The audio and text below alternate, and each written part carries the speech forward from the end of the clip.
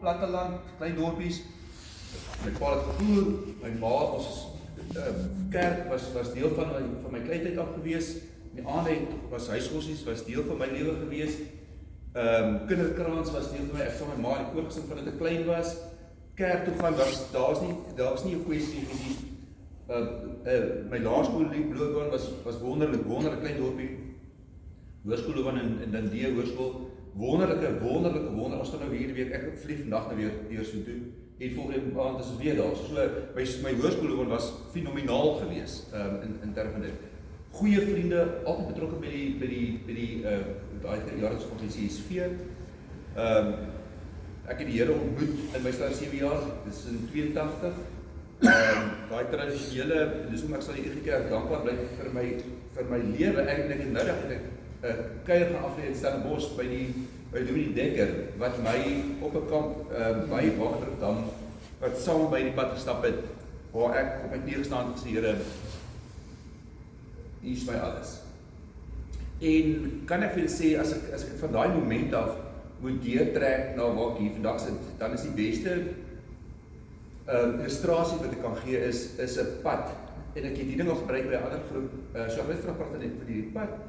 En jy is op hierdie op pad na 'n bestemming toe, waarna mens baie uitsien, en dit is die pad saam met my Here, saam met die Heilige Gees in my lewe, saam met medegelowiges, saam met omstandighede, is ek op hierdie pad van dag tot dag, en op hierdie pad gebeur baie dinge. My huis is deel van my pad, my skool is deel van hierdie pad, my kerk, my geloofslewe, my werk, die dinge wat gebeur in jou dag tot dag, is als gebeur, als op die pad. En kan ek die Here, wie wat vandag sit, net dankie sê dat, as ek nou moet 'n snapshot vat van my hele lewe, dan is dit, alles gebeur op die pad so. Met ander woorde, ek was nooit, wat ek kan sê, maar my lewe was oorgegee aan gemors nie. So, ek was heeltyd op die pad.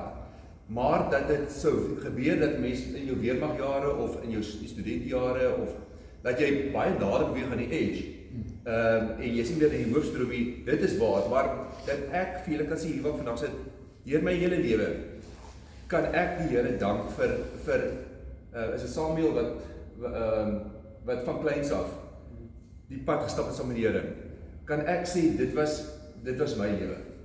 Daai ergens ook jy sal weet van stap hierna, ek bietjie links, bietjie regs, is ek bewus van die Here in my lewe, van jy's bietjie te veel hierdie kant, bietjie van hierdie kant, kom bietjie terug hierdie kant toe, saam met vriende wat die Here dien, in die kerk, oor tot vandag toe. So dit is my lewe. Maar as jy nog stil raak en jy reflekteer met meer intens en meer ingezoom op situasies, dan kan ek sê, ek ag myself, en ek het al vir vriende gesê, ek ag myself baie bevoorreg in die sin dat ek dink die Here het 'n baie sagte hand op my lewe. Ek wil baie keer vir die Here gesê, Here, hy is baie goed vir my, en baie dankie daarvoor. So hy bederf my. Hy bederf my op talle terreine. En so het het gebeur dat, byvoorbeeld, toe ek baie klein is, en ek onthou dit soos gister, waar nou praat ek van, ek wonder of ek al in school was, dat ek op erf, was baie plaas, en baie, in die oopte, het ek op so'n muur gaan sit, en daar in Noord-Nederland kry baie keer cumulonimbus, die groot ou wolke, wat in die namerag so saampak, die groot wit wolke, en dat ek so sal stradeer, as ek sê, Here, ek wil by U wees, dit is my, of, Here, ek bewonder U.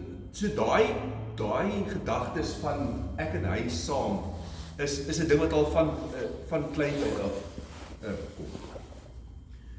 So daar in my lewe net, daar's 'n klomp dinge, as mens nou inzoom, soos ek nou sê, ek wil graag vir julle gesê, maar my lewe was glad en daar's nie probleem, maar as ek nou forceer om stil te staan, dan moet ek net vinnig sê, ons is getroud gewees in 95 en letterlik 'n maand daarna is my pa oorlede, skielik. Hy was 'n sterk jong boer gewees en hy het 'n brein gewas ontwikkel en hy's oornag, hy's letterlik van my trou af het hom weer gevat Dit is so eenheid toe en hy's 'n maand later so oorlede, maar toe los hy vir my daar en hy is 'n groot ordentlik groot. Nou moet ek uit my en ek is nog jong in die reg. Nou moet ek en ek is nou net getroud. Nou moet ek hierdie dinge maak werk. So nou word ek sien in 'n situasie ingeforseer. So die boerder moet oorgevat word, daar moet grond verkoop word, my ma moet uitgesorteer word, sy moet intrek dorp toe, maar as ek nou moet terugdink, en dit het gebeur, en ek is getroud en ons is al die dinge het gebeur, in daai tyd, as op die plaas, my seentjie word gebore, Wieko, en hy was 11 maande oud, toe ontwikkel hy breiviersontsteking, wat van geen mens weet van waar dit gebeur, nooit gebeur die mens. Ons is nog jong, ons is nog blyk opgewonde, 'n jong paartjie en die dinge gebeur. En hier ontwikkel hy breiviersontsteking in so 'n mate dat hy moes deurgejaag word die dokter ons in sy kar gelaai op Newcastle en dan die ambulans was te stadig geweest, letterlik, en hulle het met hom deurgejaag Pretoria na spesialist afdeling en ek en Trien moes agterna jaag die kar en elke nou en dan stop hulle en dan word daar noodbaan toegepas. So my kind was paar keer op die pad as hulle moes by hele dag in die gestuur of die stuur toe geraak. So hulle moes met hom letterlik jaag. En toe op 'n stadium, lank storie kort, moes ons 'n vorm teken wat sê die behandeling wat hulle gaan toepas vir hom is so intens dat ons beteken dat die gevolge wat daar gaan agterbly, ons teken dit af. Ons met ander woorde, wat ook al mag gebeur, ons gee die magtiging dat die behandeling toegepas word. Die lang en kort van dit is hy het sy gehoor verloor, hy het sy sig en sy een oog verloor en ons het toe met 'n kind wat doof is, ons nog in die 20's met 'n jong ouerpaar, so 'n mens. En daar moes ek toe nou 5 jaar nadat ek toe nou want ek toe een was by my ma gekoop. So ek werk voldag as aanklaer, maar nou boer ek ook. Ek het hierdie finansiële verantwoordelikheid. En binne 5 jaar moes ons toe besluit, hier is my kind nou doof, wat nou? En hier kom die herspan oor ons pad, deur mense en vriende in wat kom. So nou moet ons besluit, Pretoria toe, Durban toe of Kaap toe. Toe hoor ons nou van Karel de Tooy wat in Kaap is en dis die hoofsentra. En daar binne, man, dis 'n kwessie van 4-5 maande moes ek plaas koop.